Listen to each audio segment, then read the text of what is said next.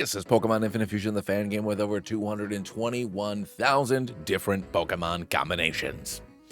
And did you know that in addition to the normal Kanto story, there is an entire Johto postgame, where not only you can take on the 8 Johto gym leaders, but also capture nearly every legendary Pokemon that they have available in the game? An entire postgame subplot where you team up with Cynthia to unlock the mysteries of the Sinnoh region? Well, there is, and we're here today to do all that stuff. Now, keep in mind that I played this before 6.1, so we are missing a few of the newer side quests for the newer Pokemon like Ultra Necrozma. But it has been so long since I played Johto at all, and I've actually never done it just in Classic mode before. So this is a continuation of our last video, so if you haven't seen it yet, go and follow the link down below for that. Or if you just want to jump into this one, I guess that's fine too. Just make sure that if you've made it this far into the video and you like the sound of my voice, you hit that subscribe button. The only way that I'm going to be able to continue to grow is with all of your help, so I really appreciate it. But anywho, let's jump into it. After arriving in Goldenrod City, we're greeted by Whitney, the local gym leader. She slaps a flyer on our face for the grand opening of her new gym, and she lets us know that if we can stop by there, she'd be happy to battle us for our first ever badge. But joke's on you, Whitney. You're about to be in a world of hurt. To refill our team a little bit, we're going to take some time to grab some new friends. First, over in the national park, we're going to grab our Raltsegg. In the park, we find ourselves a Pinsir. Over in the Elix Forest, we grab ourselves a Heracross. We're then going to backtrack over to Route 23 to grab ourselves a Riolu, as well as our Porygon from Bill. And finally, our Togepi over on Route 5. To start filling out our team, first we're going to fuse Aegislash up with Porygon Z, and the result is going to be this awesome Poryslash. Next up, we're going to fuse Lucario with Togekiss, and I absolutely love Togegario. For our next fusion, we're going to fuse Aerodactyl up with Tentacruel, and this fusion is absolutely amazing. Welcome to the team, Tentadactyl. And for our final Pokemon to add to the team, we are going to fuse Lycanroc up with Snorlax for this absolutely adorable Snorlax. She's a ZB. After getting to Whitney's gym and letting her know that we're actually the Kanto champion, she says that this is great because now she can go all out and doesn't need to hold back. And it's time for us to face off against her and her normal Pokemon. She starts off with Lickable and we send in Boyo. Going for an Earthquake on the first turn, we do a decent amount of damage as the Lickable goes for a Charm, lowering our attack. This is where we're going to swap out, sending in a Kron as Whitney heals up with her first full restore. Then going for a Venoshock, we're going to do about 40%, as this thing licks us, and I imagine that a Kron doesn't taste very good, but apparently the Lickable can't get enough. And after a Toxic and another Venoshock, we take it down. This is going to lead into Giraturn, her next Pokemon, so we swap back out again, this time sending Boyo back in as she goes for a Spark, getting the paralysis off. Going for another Spark, we are paralyzed, and then a double hit is going to knock us down to about 50%, but we fire off an Earthquake, grabbing the KO, which is going to lead into Duncon. I absolutely love the little Joey-Con in there. We're then going to swap out, sending Iron Patriot in as the Duncon starts to use a Dig, which is unfortunate because that means we need to swap out again, this time sending in a Kron. Going for a Toxic again, we then take a double hit and follow up with a Venoshock, getting it down to about half as a Dizzy Punch activates our Berry. Not wanting to risk the confusion, we're going to swap out, sending Iron Patriot back in as Whitney uses her second full restore. Then going for an Aura Sphere, we do about 60% as the Duncon goes for a Dig. We're going to swap back into a Kron again so that way we can avoid it. And after a Surf, we can safely grab ourselves the KO. This is going to lead into Chantank, and we're going to go for the same strategy before as we go for a Toxic, taking a Rollout. Knowing the damage is going to start a stacking, we swap into Iron Patriot as the rollout continues, but obviously it's not going to do a lot to our Iron Patriot. And then firing off an Aura Sphere, we do barely anything, which is super surprising. But we're going to keep on spamming Aura Spheres as the rollout damage starts to stack up a bit until eventually we take it down with a Smooch. Arios, her final Pokemon, comes in, going for a takedown, doing barely anything, but it does activate our Berry, and we go for an Aura Sphere, getting it way down to the red. Another takedown is going to take us down pretty low, but just one more Aura Sphere KOs Whitney's final Pokemon, and we earn our Plane Badge. Upon entering Azalea Town, we can see that the entire place has been flooded. And then we run into Eunice, who says he has nothing to do with the flood, which means he 100% has something to do with the flood, and he sends in a Mewtwo. And going for a Crunch, we grab a crit. Outgoing him. Eunice then admits that he was trying to hide a bunch of shelters down his toilet, and he didn't realize that it connected back to the well, flooding the entire town. But he also says that he's not going to pay for the plumber to fix it, and we better figure it out ourselves. So after diving into all that poop, we unclog the drain, and Kurt thanks us, letting him know that we can then challenge him over at the gym.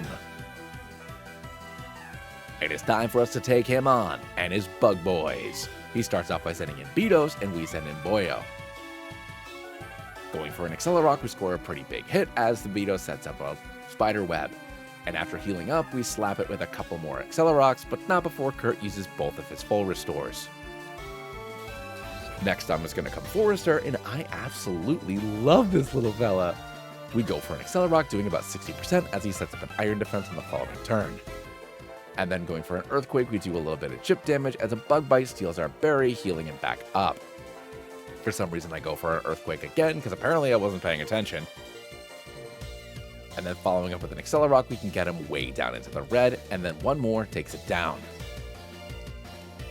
Yandra's up next. So we're going to swap out, sending in Iron Patriot. And it's going to U-turn out right away, sending in Slowzor. Going for an Air Slash, we do a little bit of chip damage as this thing goes for an Iron Defense. We do some massive damage, and then one more takes it down. Yandra comes back in, and we go for a Draining Kiss, doing about 60% as he sets up a double team, but one more Smoochy Kiss takes it out.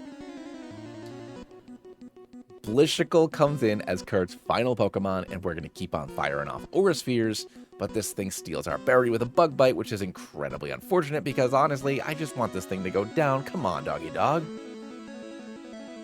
We switch things up, going for a Flash Cannon, doing a little bit more damage than the Aura Sphere, but honestly, not that much. And with another one, we manage to lower its special defense as he heals up with a Soft Boiled. We're then going to swap out and send in Necron as he goes for a Bug Bite, stealing the Berry off our Necron as well, which is super frustrating. And then we go for a Toxic. With no full restores, we know the toxic damage is going to start creeping up, and thank God we did that because now it's going to start going for minimizes. After getting it down way into the red with a Surf, it's going to heal up with another Soft Boil, which is incredibly annoying, but the toxic creeps up, taking it down, and we earn our Hive Badge.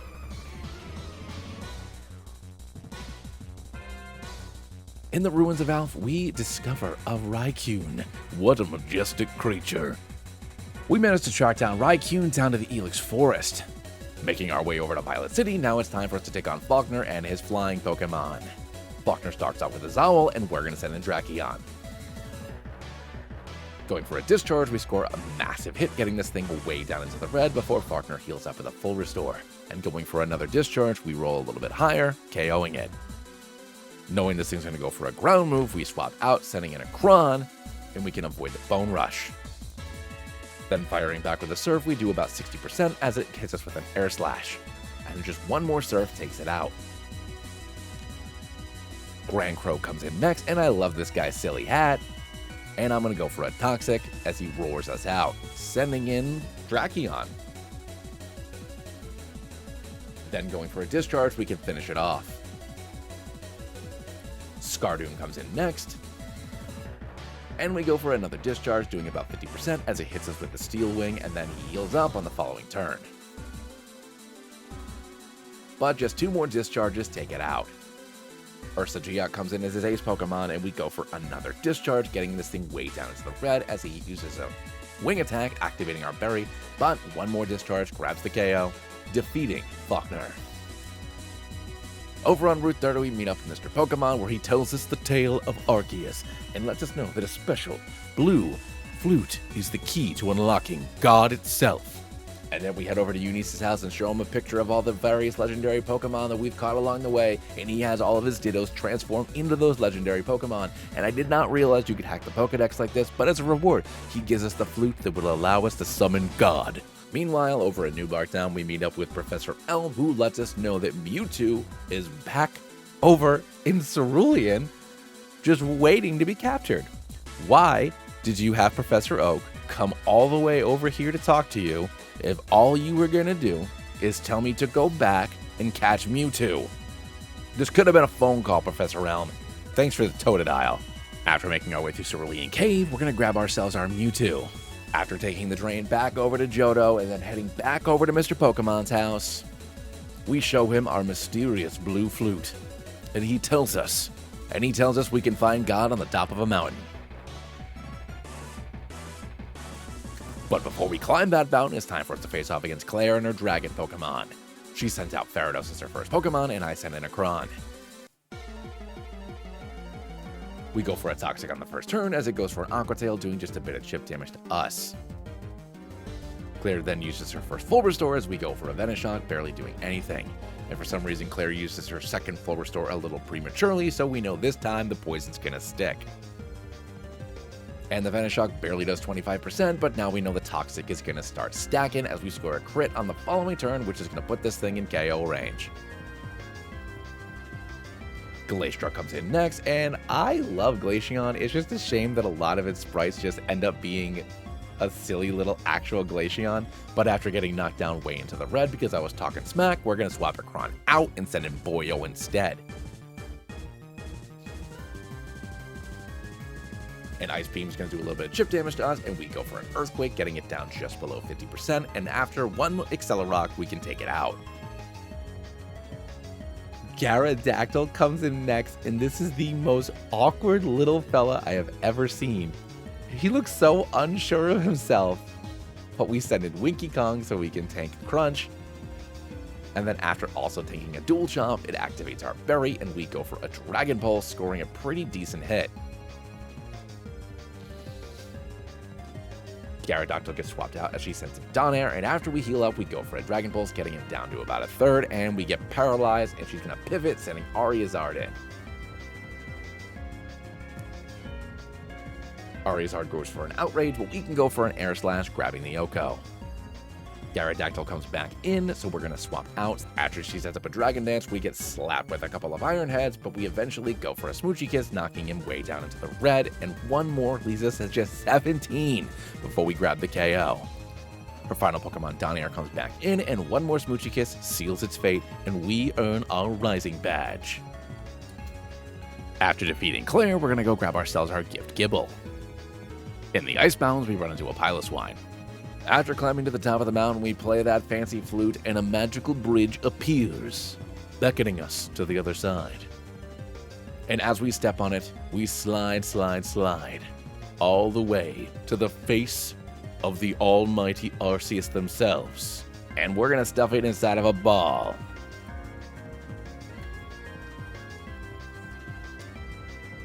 Welcome to the team, God. After being teleported back to Palatown, we head back over to Professor Oak's lab, where he gives us a Trico. After showing Mr. Pokemon Arceus, we teleport into the ruins of Alph, where he wants to take us to something a little more private. And then, we're transported to a mysterious room with 3 glyphs that look oddly familiar. After exiting the chamber, we're greeted by this random hiker guy because apparently he lives up here on this mountain. He lets us know that there's another Pokemon trainer staying at his house that maybe we'd like to meet. That the random trainer in this guy's house is Cynthia, the Sinnoh League champion. Just look at us. 2 champions having a regular conversation like regular people, with God standing with us. And not only that, this hiker can pick up a little something from our vibe, and he's feeling a little out of place. Cynthia then asks if we want to head back over to the Sinjoh ruins so we can be alone, maybe make a discovery together.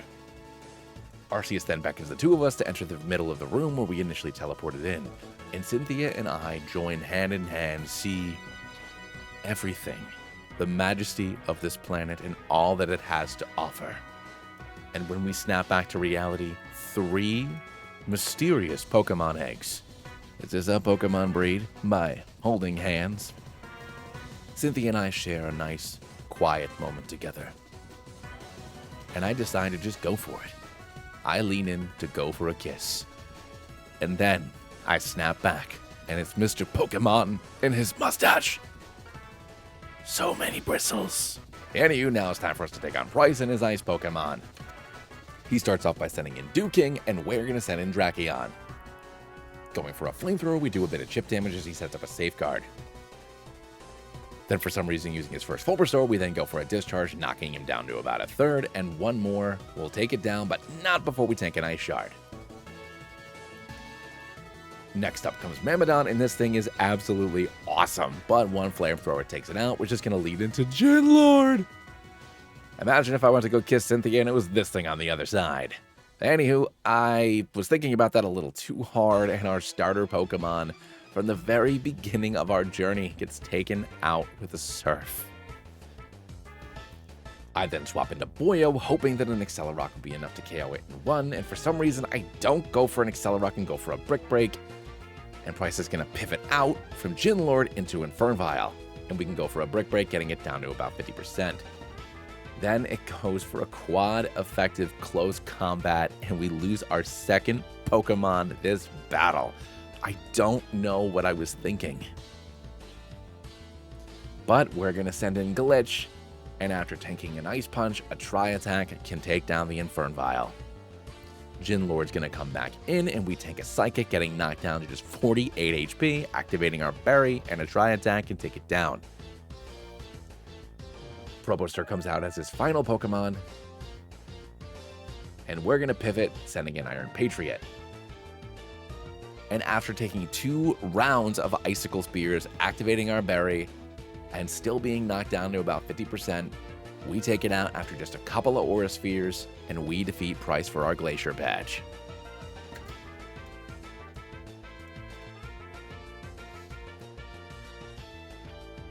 With the fall of Drakion, that unfortunately means that our starter is no longer on our team, but we do get to add my canon starter of Raichu and Goodra to the team. Welcome to the team, Goobert. And for our final slot, we're going to go and fuse up Sceptile and Garchomp to get ourselves Sepchomp. And check out this absolutely wicked Mega Garchomp Mega Sceptile fusion. And now it's time for us to face off against Morty and his big old ghouly ghosts. Hypnomvoir comes in first, and I send in Iron Patriot. Hypnomvoir goes for a Curse, knocking his own HP in half, and then we can safely take it down with a Draining Kiss, but it turns out it was a dirty Zoric trick as the real Hypnomvoir comes in. We smooch 8 up as well as he goes for a Bulk Up on the first turn, and we're going to take a bit of Curse damage. One more Draining Kiss is going to knock this thing down into the red as he goes for a Drain Punch of his own, knocking us down below half. We're then going to swap out, sending in Winky Kong as he uses his first full restore. Then going for an Air Slash, we're going to take him down to about a third as a Thunder Punch slaps us down well below half, but one more Air Slash takes it out. Snore Slash comes in next, and this thing is absolutely annoying. So we're going to swap out and send in Terrasaur, going for a Dragon Dance on the following turn. My plan hopefully here is to start stacking up Dragon Dances, but we get paralyzed with a second Body Slam, and then a third one brings us down to 27, and a Night Slash doesn't take care of it. So we're going to swap and then send Glitch in, and Morty's going to use his second full restore. We're then going to go for a Nasty Plot as Snore Slash uses a Swords Dance of his own, and then a King Shield blocking our Psychic. Then he's going to swap out, sending in Weave Ninja, and we go for a Psychic, but obviously now it's not going to do anything. Not sure what I can hit this thing with. We're going to swap into a Kron as we take a Night Slash, but I know I can just go for a Toxic and then take it out. Snore Slash comes back in again, using King Shield, blocking our Toxic once again, but we can't poison it because it has immunity. So we're going to heal up with a Roost and take a Body Slam, getting paralyzed yet again. So we're going to swap back into Glitch, avoiding a Shadow Punch, going for a Psychic, and barely doing anything as this thing starts stacking Swords Dances again. He withdraws again, sending in Cleftomb as we go for a Nasty Plot, and then a second one. And after going for a Curse, he's going to knock himself down pretty low, and we can take him out with a Psychic. Snore Slash is back in as his final Pokemon, blocking our Psychic on the first turn, which means that Curse is going to get us down low again, activating our Berry. And I'm just going to start spamming Recovers because I'm really frustrated and don't know what to do here as he goes for a Swords Dance.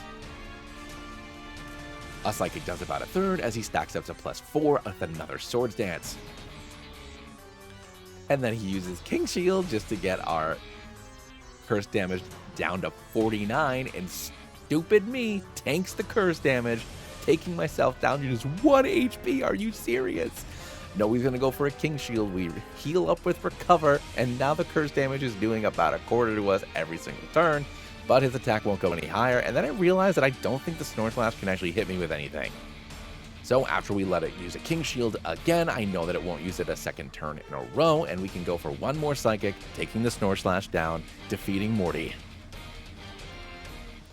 We then head over to the Dance Theater, where Alder is just watching the Kimono Girls, and I guess we can completely solidify that this guy is just a major weeb.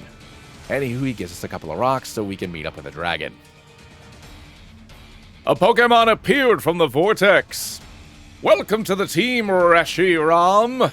You could share this theory with Corliss. I saw him near the Lake of Rage. Then over at the Lake of Rage, we find this mysterious stranger staring at a glacier. Upon touching it with those rocks from Alder, the entire place freezes over. At the center of the Lake of Rage, we find ourselves Kyurem. After catching Kyurem and heading back over to Corliss, we let him know about the Triple Fusion Machine, and he's very interested in what Team Rocket was working on before they disbanded, and he heads over to Mount Moon to see if he can reverse engineer their machine and finish what they started. After we take a ride over the Knot Island, we're helping Bebe with their network adapter. We are going to grab ourselves a Turtwig. Alright, now it's time for us to take on Chuck and his fighting Pokemon. He starts off with Cabochamp, and I'm going to send in Glitch. Going for a Psychic, we get him way down into the red as a Waterfall does some decent damage to us. After Shark heals up with a full restore, take the opportunity to set up a nasty plot. Going for another Psychic, and at +3, it's more than enough. Up next is Blazenape, going for a Brave Bird, getting us down just above half, as we can take it down in one shot. Lucagon's in now, going for an Earth Power, bringing us down to the red, activating our Berry, and lowering our Special Defense, but we can take it down in one as well. Pollinape's in now as he sets up a Belly Drum, and we're going to go for Recover.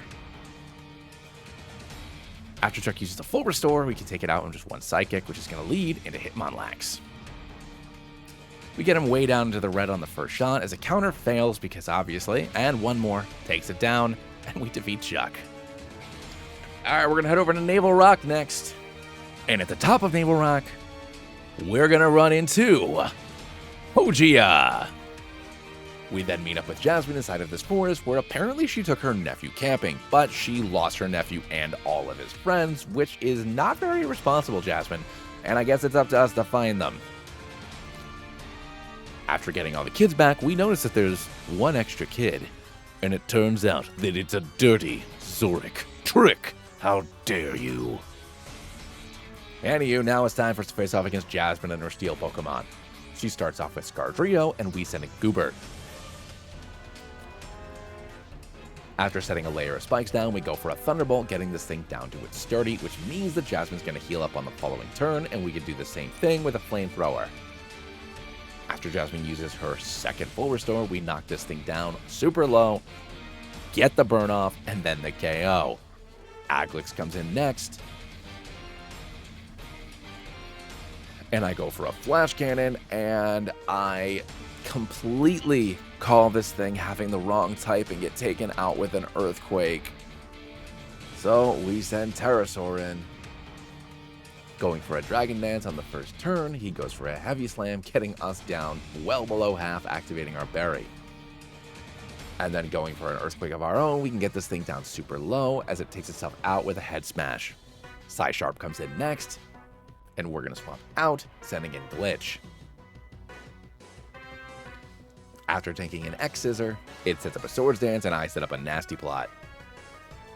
Then I absolutely get rocked by a Night Slash, KOing our second Pokemon of the fight. So I send Winky Kong in, not really knowing what to do next, going for an Air Slash, doing about 50%, and luckily getting the flinch.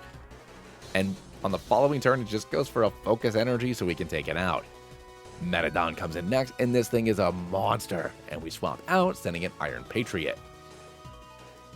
It uses a magnet rise, so now it's levitating, and we go for an aura sphere, doing about 60% as he sets up an iron defense, which is going to ultimately do nothing against our giant ball of energy.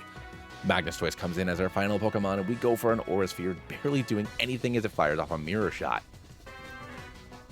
Then going for an air slash, I'm hoping to get some flinches off as she uses a hydro cannon KOing. So we're going to send in Pterosaur, go for a Leaf Blade, KO the Magnestoise, and earn our mineral badge. And as a reward, she gives us a Marini. With all 8 Johto badges, we head over back to Professor Oak in his lab, where Cynthia and Rando are both hanging out. Rando is very clearly trying to make a move on my girl, which I do not appreciate. Professor Oak then tells us about some kind of energy disturbance at the top of Mount Silver, and the 3 of us need to go investigate it. So together, hand in hand, we head off together. A happy little family. I normally try not to use legendaries unless I'm doing a randomizer, but the whole point of the post game is to get legendaries, so first we're going to fuse Tyrantrum up with Ho-Oh to get ourselves Hotrum. Next we're going to fuse up Gardevoir with Dialga to get Dialvoir. And I don't know what this is a reference to, so somebody let me know. And for our final Pokemon, we are going to fuse Lugia up with Raikou, and I know I've used this one before in my legendary run, but I really love Raigia. As we approach the gate from Mount Silver, Rando grabs a nugget from his pocket. And Cynthia grabs a nugget from her little hairband thingies. Oh god. They both cheers one another and smile. Oh god, am I dating Rando? At the top of Mount Silver, we see Cynthia furiously eating chicken nuggets from her hair barrettes, proclaiming that none shall pass. For beyond where she stands is an undeniable, unbeatable foe. When I let her know that the entire reason why we're here is because of whatever's ahead, she challenges me to a battle, saying that if I won't see reason, then she has no choice but to stop me. She starts off by sending in Poritum, and we send in Waifu. After stacking up 2 Calm Minds and getting knocked down to about half, we can safely take it down with a Moonblast. Vapor Chomp comes in as our next Pokemon. And a little nervous about what this thing has, we swap out, setting in Pterosaur. As she fires off an Earthquake, we go for a Dragon Dance. The Vapor Chomp sets up a Swords Dance in the following turn, so I'm just going to go for a Leaf Blade and OHKO this thing before it can hit me. Togekion comes in next, and it is absolutely precious, and we go for an Earthquake, scoring a huge hit, but I always forget the ground isn't super effective against ice and get taken down. So we swap into Anamiki, go for a Thunderbolt, and KO it. Rose Core's out next, and I go for an Aeroblast, scoring a massive hit, grabbing the KO. Millicyon comes in as our next Pokemon, and this thing is absolutely precious as well. So we're going to swap out, setting in Dragon. After she sets up a Rain Dance, we swap in, sending in a Kron, and it goes for a Scald, luckily not getting the burn off on us. Going for a Toxic, it tries to use Miracle, but obviously it ain't going to work, buddy. I ain't do nothing. And then going for a Fly, it hits us with a Thunder, KOing a Kron. So we send Waifu back in. She goes for a Scald, knocking us down into the red, activating our Berry, and then we go for a Recover, healing back up again. Then firing off a Flash Cannon, we barely do anything, and it goes for a Miracle, doing a bit of chip damage to us. But ultimately, my plan here is just to let the poison do its thing, and we take it out with a Moonblast. And we defeat Cynthia.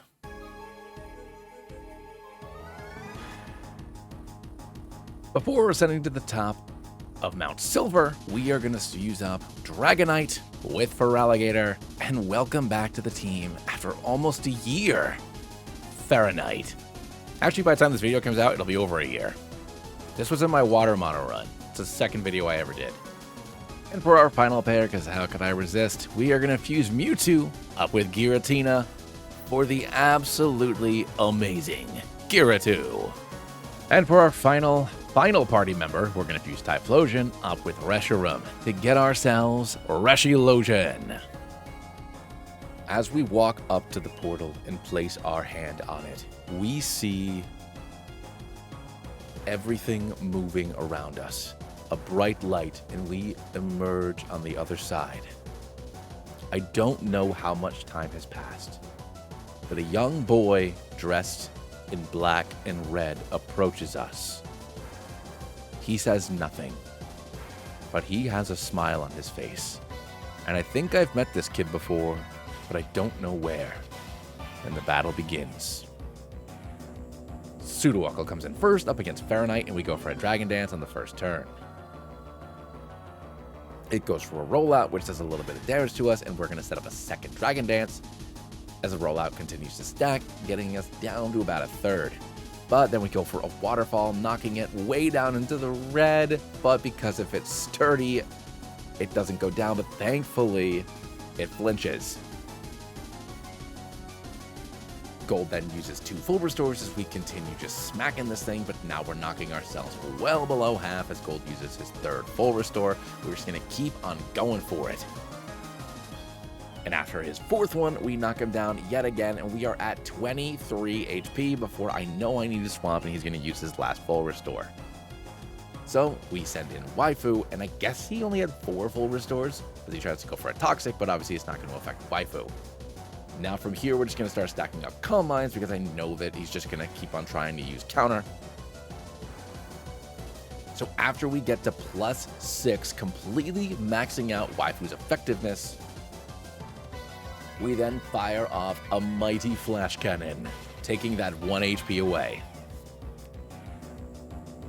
Typhicune comes out second, going for a Flamethrower, doing a decent amount of damage, but because we're at +6, it's not going to do enough to do much of anything as it goes down in 1, and Mega T comes in next. Mega T tries to set up a Solar Beam, but we can take it down in just 1 shot, leading into Ferroque.